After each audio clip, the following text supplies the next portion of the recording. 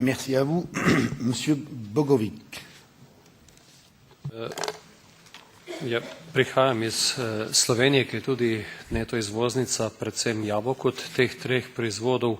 Tudi Romunija je eden izmed trgov, v katerega slovenski sadjarji izvažajo jabolka.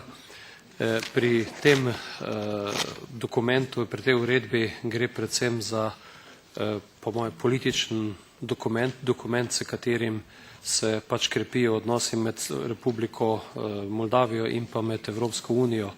Zato se mi zdijo ti finančni efekti manj pomembni, glede na embargo, ki se pa je zgodil z ruske strani ravno za te evropske proizvode, pa zagotovo vsaka povečana količina vpliva tudi na razmere v Evropi. Najbrž bi bil takšen sporazum dosti lažje za podpreti v primeru, ko ne bi bilo tega embarga, ki se je zgodil z ruske strani.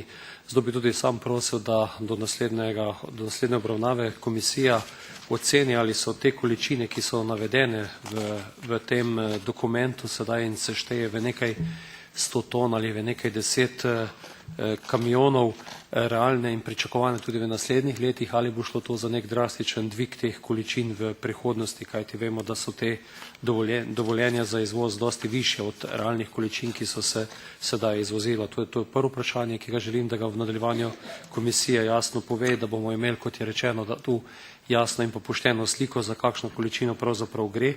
Naslednje zelo pomembno vprašanje pa je tudi vprašanje, ki ga je spostavil kolega Huda iz Romunije in ga se mu pridružujem glede sledljivosti, kvalitete, da bo z tega področja tudi ta kvaliteta sadja in pa predvsem zdravstvenega vidika, ostanki pesticidov in podobno opremljeno in pa zahtevano z enakimi kriteriji, kot je to za evropske sadjarje.